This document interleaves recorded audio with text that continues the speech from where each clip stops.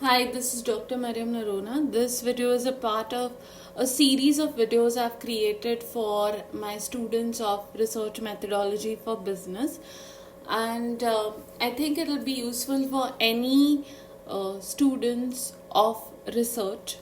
Now, we often heard the term data and we talk about data collection.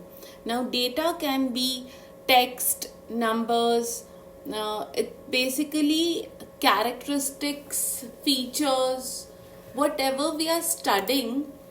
In relation to that, whatever raw, unprocessed information we collect, we call data.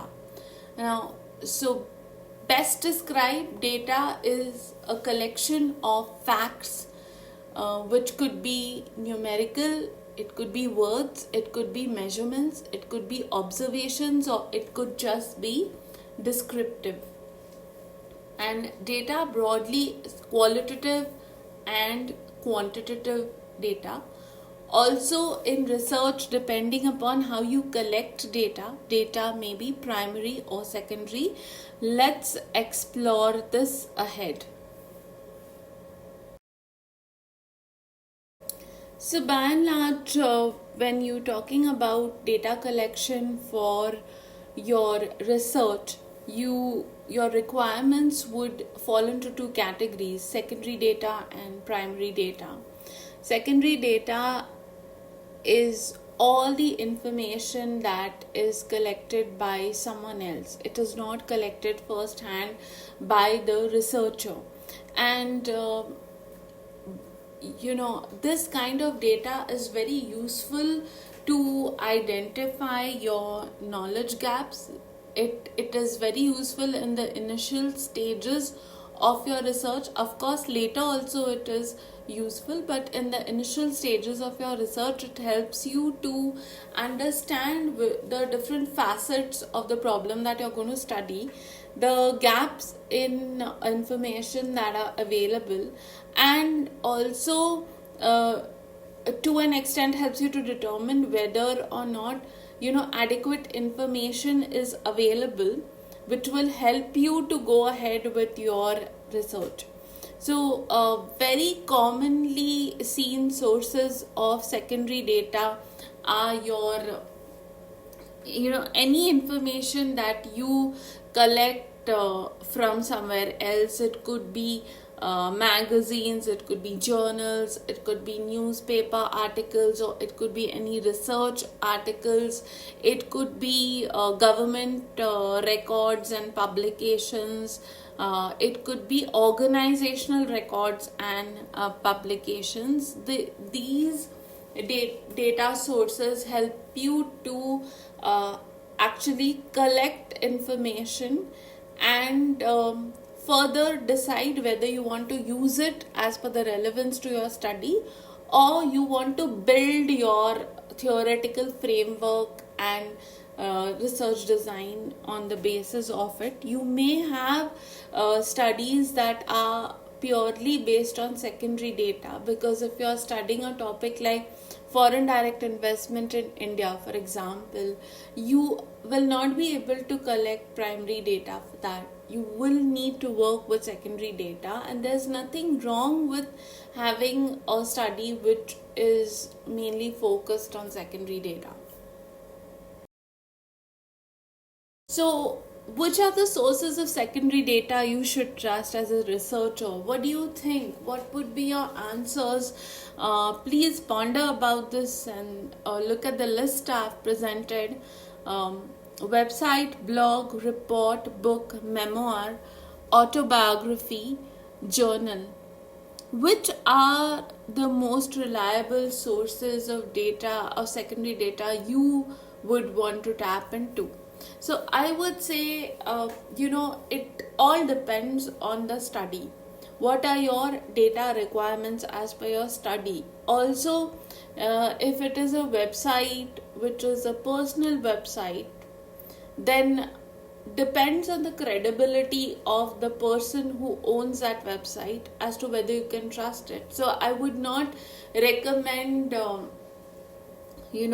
open source websites on the internet where you and I, people like you and I, can edit, add, change things. So that sort of information is not very reliable. Any website of a company or organization will project things in a positive light about that organization. But let's just say that, all companies are required to publish information relating to their corporate social responsibility initiatives on their website. And if your topic of research is CSR, then you may use that. So a website depends on the purpose and the reliability of that website. A blog, I would say no, by and large, because a blog is a personal page. It's like a diary you maintain on the web, and you write whatever you want on it. So it might not be the best source, but then again depends on your study.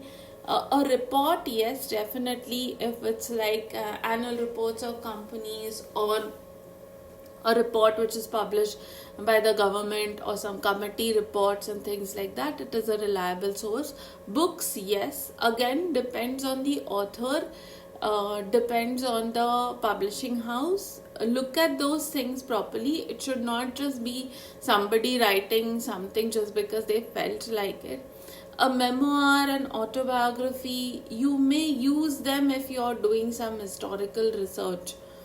You may use them, because again those are personal accounts, or an autobiography is an account which is written by somebody else, but it's based on the life of somebody, and whatever is told to them they write according to that. So depends. Now if if the person you're studying, supposing I'm studying leadership or management styles of certain political leaders who are no more, you might have to rely on memoirs and autobiographies. Then journals, yes, reliable sources, again depends on the reputation of the journal. Please do check out that aspect of it. So secondary data has certain advantages and disadvantages. Secondary data is abundantly available, especially now when we have the internet. We have a lot of information available at the tips of our fingers. Collecting secondary data is relatively inexpensive when compared to primary data, where you have to spend time, money, effort, you have to travel, you have to face a bit of rejection, redirection, all these things. Secondary data is easily available. As I said, it's just at the tip of our fingers, at a click of a button we have it now. It reduces the burden on a researcher for data collection. It's less demanding on you as a researcher.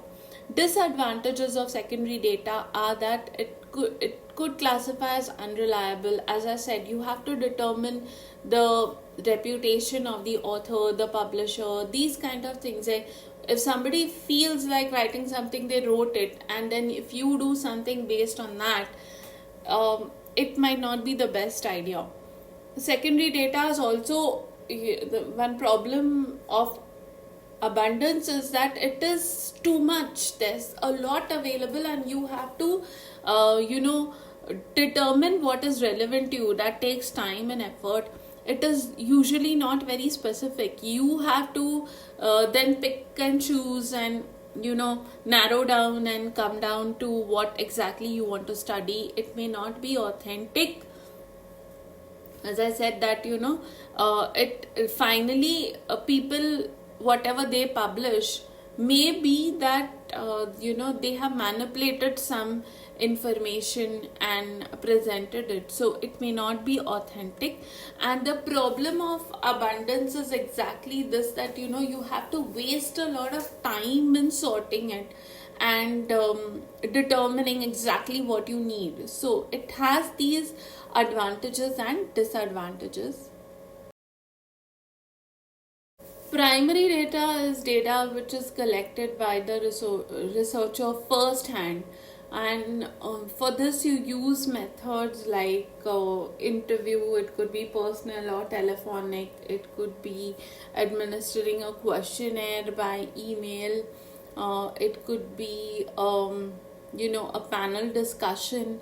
So it could be field work, it could be survey. This the information you collect firsthand, that which is within your control, and it is tuned in exactly very specific to the needs of your study, is primary data. And it should be a blend of both secondary and primary data. But in certain cases, like if you're doing scientific research in a lab, the data you collect would be the foundation, or it would be the mainstay of your research. So an example of primary data is the national census data, which is collected by the government. And secondary data could be data which you collect from different online sources, would say, relating to population characteristics of, say, a particular country.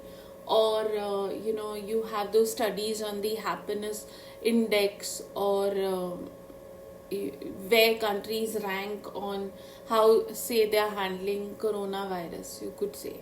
So this is secondary data, information which you collect from somewhere else, and in this case, in this example, what I mean is something you find online. So primary data, basically the advantages to a researcher are that because you collect it, you determine how authentic it is, and if you follow the ethics as far as research goes, then yes, primary data would be authentic. It would be specific to your study, to your needs, to your hypothesis, to your objectives. It would be up to date because you're collecting it, and then you're going into research with your thesis or publication or whatever. So it is up to date, it is reliable. You can rely on yourself, hopefully, and therefore it is more reliable than any other person. Disadvantages of primary data, that it's very time consuming to collect primary data. It's costly.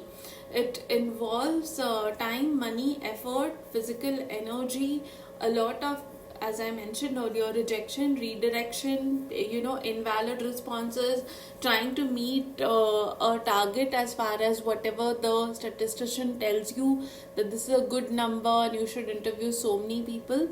And that you will face a number of practical difficulties when you're collecting primary data, like resistance, you might find non-cooperation. All these things are there because it's your research. Why should people be spending time on helping you to compile information? Why do they need to fill a questionnaire? Why do they need to answer your questions? You understand how people will, it doesn't matter to them, it's your research. And the disadvantage of primary data again is manipulation. That is, because it is in your control, you may manipulate it to suit your objectives or suit your hypothesis. Now, how to determine your data requirements? How much primary data will you need, secondary data will you need? It all depends on your study. It depends on your research objectives and your hypothesis. That's the answer to that question. And you need to determine accordingly whether your study will be based on primary data or secondary data, or a blend of both, and how much of primary and secondary data you are going to need. How do you collect primary data? You collect primary data by various means, like you can have a survey, you can conduct an experiment, which we see around us in very common in case of scientific studies, but not exactly uncommon in social sciences. Like we have Maslow's theory, we had Elton Mayo Hawthorne experiments, which have given rise to certain findings. So you can have experimental studies, you can have observation, where it works in cases where you want to study consumer behavior, you want to study the efficacy of salesmen in a store. If you go and ask somebody, are you a good salesman, he's going to say yes, but you will be able to determine how effective he is by observing throughout the day. How many customers did he handle, how many sales did he close,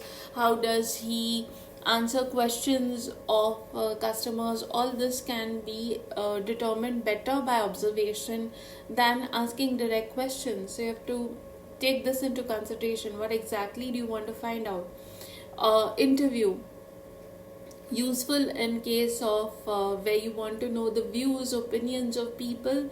You may carry out interviews, personal interviews, telephonic interviews. You may administer questionnaires in person or over the email.